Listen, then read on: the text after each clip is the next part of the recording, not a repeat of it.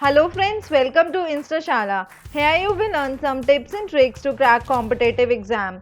तो अभी तक हमने पढ़ा था मैथ्स और रीजनिंग और पिछली क्लास में हमने स्टार्ट किया था ज्योग्राफी जो कि फर्स्ट क्लास में हमने किया था सोलर सिस्टम।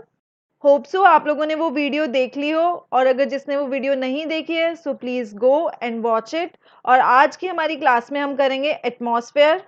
और हाँ, स्टार्ट करने से पहले अगर आप मेरे चैनल पे न्यू हैं तो प्लीज़ इस चैनल को सब्सक्राइब कर लीजिए और बेल आइकन को दबा लीजिए ताकि मैं जो भी वीडियोस डालूँ तुरंत आपके पास उसकी नोटिफिकेशन पहुंच जाए। तो स्टार्ट करते हैं एटमॉस्फेयर। तो सबसे पहले समझते हैं what is atmosphere. Atmosphere is basically a thin layer of air that surrounds the earth. मतलब अर्थ के चारों तरफ एक थिन लेयर है एयर की। और एयर क्या होता है? Air is a mixture of many gases, dust particles and water vapour. इन तीनों को ही मिला के हमारा क्या बनता है? एटमॉस्फेयर। तो अब बात करते हैं गैसेस की। तो सबसे ज्यादा अमाउंट में जो एटमॉस्फेयर में गैसेस हैं वो है नाइट्रोजन एंड ऑक्सीजन। तो अब इसको इमेज से समझते हैं।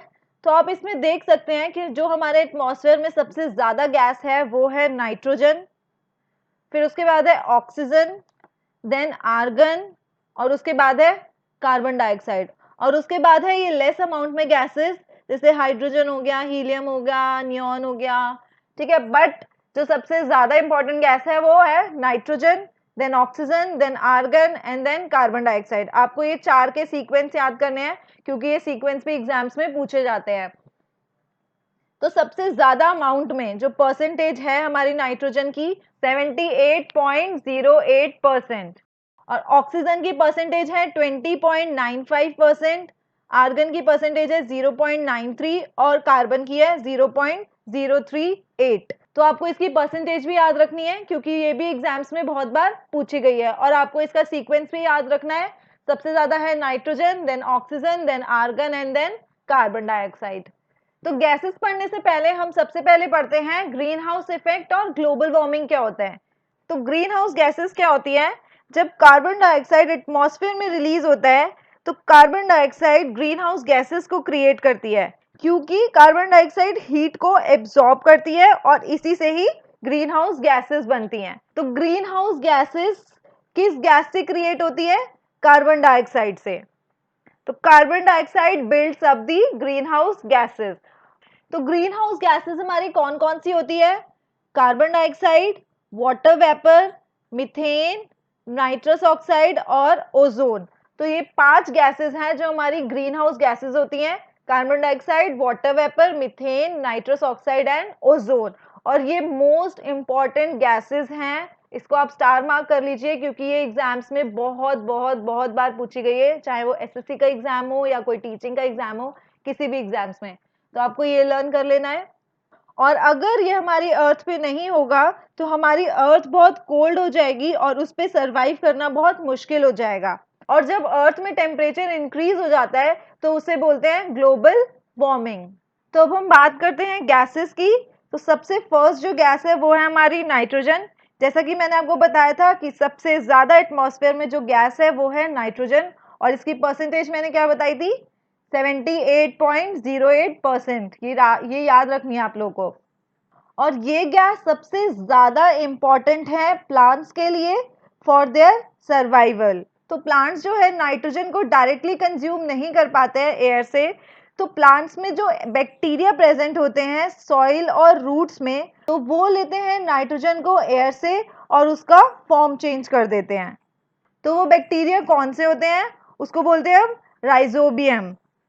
तो वो नाइट्रोजन को लेके उसको नाइट्रेट की फॉर्म में कन्वर्ट कर देते हैं बिकॉज प्लांट्स नाइट्रोजन को नाइट्रेट की फॉर्म में रिसीव करते हैं।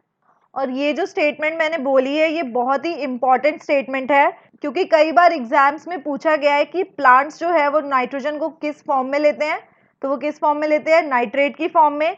और कौन सा बैक्टीरिया है जो नाइट्रोजन को इस फॉर्म में कन्वर्ट करता है? कौन सा बैक्टीरिया है?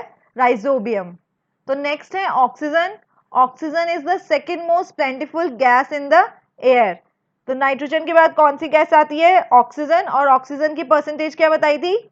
20.95%। तो ये जो ऑक्सीजन है वो ह्यूमंस और एनिमल्स के लिए बहुत इंपॉर्टेंट है for their survival. Green plants produce oxygen during photosynthesis, ठीक है, तो फोटोसिंथेसिस के टाइम पे ग्रीन प्लांट्स ऑक्सीजन प्रोड्यूस करते हैं। नेक्स्ट गैस है हमारी carbon dioxide. Green plants use carbon dioxide too, तो ग्रीन प्लांट्स को फूड बनाने के लिए चाहिए होती है कार्बन डाइऑक्साइड, और ग्रीन प्लांट्स रिलीज करते हैं ऑक्सीजन। तो नेक्स्ट हम बात करते हैं structure of atmosphere. Atmosphere is divided into 2 parts and 5 layers starting from the earth surface, ठीक है। तो 5 लेयर कौन कौन सी है? ट्रोपोस्फेयर, स्ट्रेटोस्फेयर, मेसोस्फेयर, फोर्थ है थर्मोस्फेयर और उसको आइनोस्फेयर भी बोलते हैं, और फिफ्थ है एक्सोस्फेयर। और जो 2 पार्ट्स बोले मैंने वो हैं होमोस्फेयर और एक है हेट्रोस्फेयर। होमोस्फेयर क्या होता है? होमोस्फेयर में कंपोजिशन ऑफ गैसेस जो होती है वो यूनिफॉर्म होती है, और हेट्रोस्फेयर में क्या होता है? कंपोजिशन ऑफ गैसेस जो होती है वो चेंज होती रहती है। तो ये है यूनिफॉर्म और ये है नॉन यूनिफॉर्म। इसको इमेज से समझेंगे, लेकिन उससे पहले देखते हैं कि होमोस्फेयर में कौन कौन सी लेयर आती है। तो होमोस्फेयर में आती है ट्रोपोस्फेयर, स्ट्रेटोस्फेयर और मेसोस्फेयर, और हेट्रोस्फेयर में जो आती है वो आती है थर्मोस्फेयर और एक्सोस्फेयर। अब इसको इमेज से समझते हैं। तो ये जो 3 लेयर्स होती है मैंने आपको बताया था, ट्रोपोस्फेयर, स्ट्रेटोस्फेयर और मेसोस्फेयर, तो ये तीनों आती है होमोस्फेयर में, जहाँ पे गैसेस की कंपोजिशन क्या होती है? यूनिफॉर्म होती है। मतलब जितना ऑक्सीजन ट्रोपोस्फेयर में है उतना ही ऑक्सीजन स्ट्रेटोस्फेयर में भी होगा और उतना ही ऑक्सीजन मेसोस्फेयर में भी होगा। जितना नाइट्रोजन ट्रोपोस्फेयर में है उतना ही नाइट्रोजन स्ट्रेटोस्फेयर में होगा और उतना ही नाइट्रोजन मेसोस्फेयर में होगा। तो मतलब इनकी कंपोजिशन सेम रहती है। और हेट्रोस्फेयर में क्या होता है? हेट्रोस्फेयर में 2 लेयर्स आती है, थर्मोस्फेयर और एक्सोस्फेयर। यहाँ पे क्या होता है कि इनकी कंपोजिशन क्या होती है? चेंज होती रहती है। तो अब हम पढ़ते हैं लेयर्स के बारे में। तो जो लोअर मोस्ट लेयर है वो है troposphere, then stratosphere, mesosphere, thermosphere and exosphere. तो आपको ये सीक्वेंस से ही लर्न करना होगा। सबसे पहले troposphere, stratosphere, mesosphere, thermosphere and exosphere.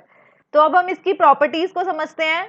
तो सबसे पहले आती है ट्रोपोस्फेयर। ट्रोपोस्फेयर हमारी lower most layer of the earth. Next, troposphere starts at the surface of the earth and goes up to the height of 20 kilometers।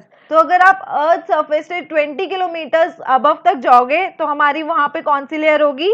तो हमारी वहां पे कौन सी लेयर होगी? Troposphere. All weathers occurs with in this layer. तो जो भी climate changes होते हैं या क्लाइमेट फैक्टर्स होते हैं वो सब इसी लेयर में होते हैं। फॉर एग्जाम्पल आंधी आ रही है या फिर रेन हो रही है या फिर क्लाउड फॉर्मेशन हो रहा है, तो वो सब चीजें हमारी किस लेयर में होती है? ट्रोपोस्फेयर में। Temperature decrease at the rate of 1 degree Celsius for every 160 metre of height. तो जैसे जैसे आप ऊपर जाओगे तो एवरी 160 मीटर पे 1 डिग्री सेल्सियस टेम्परेचर जो होता है वो डिक्रीज होता है। तो ट्रोपोस्फेयर में जो टेम्परेचर होता है वो डिक्रीज होता है। नेक्स्ट है ट्रोपोपोज सेपरेट्स ट्रोपोस्फेयर एंड स्ट्रेटोस्फेयर। तो ट्रोपोस्फेयर और स्ट्रेटोस्फेयर को जो लेयर सेपरेट करती है वो है ट्रोपोपोज। नेक्स्ट लेयर है हमारी stratosphere. It is the second layer of the atmosphere. Next, it extends to 50 kilometres of the height. तो जो हमारी ट्रोपोस्फेयर थी वो थी हमारी अर्थ सरफेस से लेके 20 किलोमीटर तक, और अब उसके ऊपर जाएंगे तो 20 किलोमीटर से 50 किलोमीटर तक हमारी होगी स्ट्रेटोस्फेयर। तो इस लेयर में हमारे एयरप्लेन्स या फाइटर प्लेन्स या फिर हॉट एयर बलून्स फ्लाई करते हैं। आप एग्जैक्टली इसको स्ट्रेटोस्फेयर में नहीं कह सकते, क्योंकि ये जो ट्रोपोस्फेयर और स्ट्रेटोस्फेयर के जो बीच में लेयर बताई थी ना ट्रोपोपोज, तो वो उस लेयर में फ्लाई करते हैं।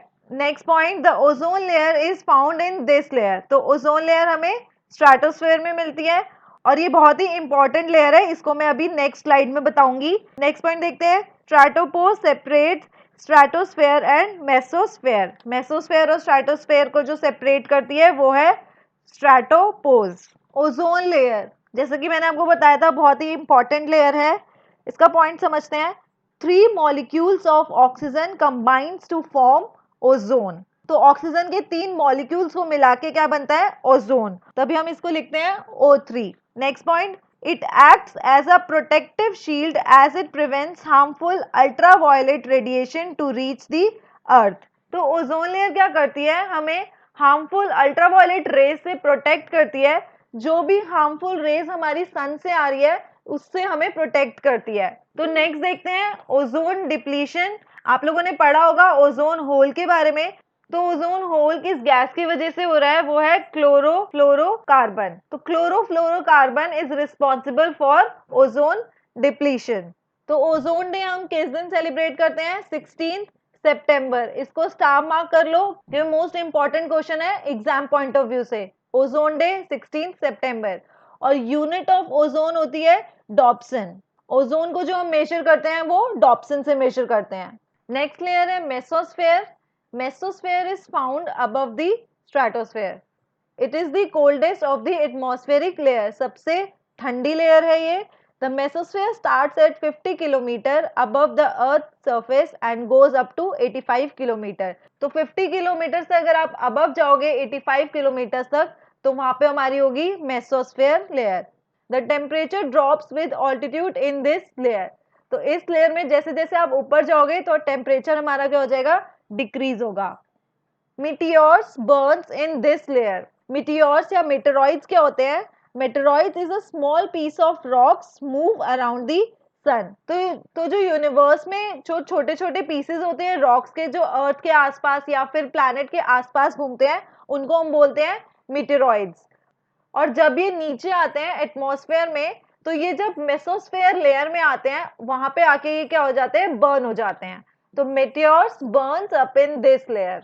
Next the upper limit is called mesopause which separates mesosphere and thermosphere. तो मेसोस्फेयर और थर्मोस्फेयर को जो सेपरेट करती है वो है मेसोपोज। नेक्स्ट लेयर समझते हैं, थर्मोस्फेयर या फिर ionosphere. This layer is found above mesopause from 80 to 400 kilometers. तो 400 kilometers तक जो हमारी लेयर होती है वो होती है thermosphere and ionosphere. Radio waves which are transmitted from the earth are reflected back by this layer. तो जो रेडियो वेव सनलाइट से आती है, तो ये लेयर क्या करती है, उसको वापस भेज देती है। तो रेडियो वेव्स जो हमारी मिलती है वो होती है थर्मोस्फेयर में। The temperature increases with height. इस लेयर में टेम्परेचर इंक्रीज होता है। Space shuttle, international space station and satellites occur in this layer. तो जो हम सैटेलाइट्स वगैरह भेजते हैं वो हम इसी लेयर तक भेज सकते हैं, थर्मोस्फेयर और आइनोस्फेयर में। It consist of electrically charge particles known as ions. ठीक है। नेक्स्ट लेयर है exosphere. It is the outer most layer of the atmosphere and it extends from the top of the thermosphere up to 10,000 kilometre. तो 10,000 kilometre तक जो हमारी layer होती है वो होती है एक्सोस्फेयर। तो इस लेयर में ज्यादा कुछ नहीं है बताने के लिए, क्योंकि इस लेयर तक हम पहुंच ही नहीं पाते, इस लेयर तक हम रिसर्च नहीं कर सकते। तो अब हम इसको एक बार समराइज फॉर्म में पढ़ते हैं। फर्स्ट लेयर आती है हमारी ट्रोपोस्फेयर, 0 से 20 किलोमीटर तक, और जो भी वेदर रिलेटेड चेंजेस होते हैं वो आते हैं ट्रोपोस्फेयर में। इसमें टेम्परेचर जो होता है वो हमारा डिक्रीज होता चला जाता है, और जो ट्रोपोस्फेयर और स्ट्रेटोस्फेयर को सेपरेट करती है उसको बोलते हैं हम ट्रोपोपोज। नेक्स्ट लेयर है स्ट्रेटोस्फेयर, 50 किलोमीटर तक स्ट्रेटोस्फेयर है। Aeroplanes, aircraft, hot air balloon और ओजोन लेयर वो सब आता है हमारे स्ट्रेटोस्फेयर में। यहाँ पे टेम्परेचर जो होता है वो इंक्रीज होता चला जाता है, और जो मेसोस्फेयर और स्ट्रेटोस्फेयर को सेपरेट करता है वो है स्ट्रेटोपोज।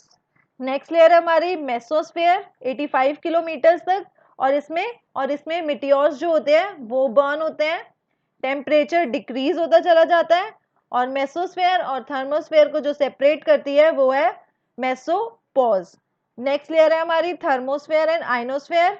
इसमें जो होती है radio waves transmitted from the earth. Radio waves होती है हमारी इसमें। टेम्परेचर इंक्रीज होता चला जाता है, और इलेक्ट्रिकली चार्ज आयंस होते हैं।